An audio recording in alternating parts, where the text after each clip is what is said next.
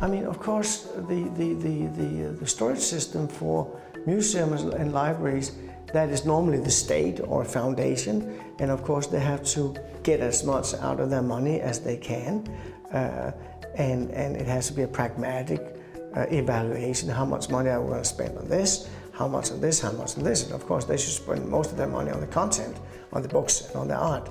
But they also have to store it, right? It has to be functional, so we want to have a new exhibition, or we want to put the books back in the shelf.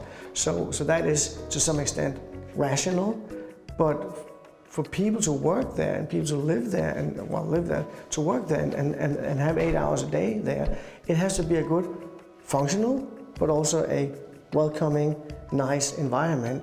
And it doesn't really matter, in my opinion, if you're on the production site at Volkswagen or you're in the Royal Library of Copenhagen. It's still a human being working there, and it has to work for them from a functional point of view, but also from an aesthetic point of view, so they do their best.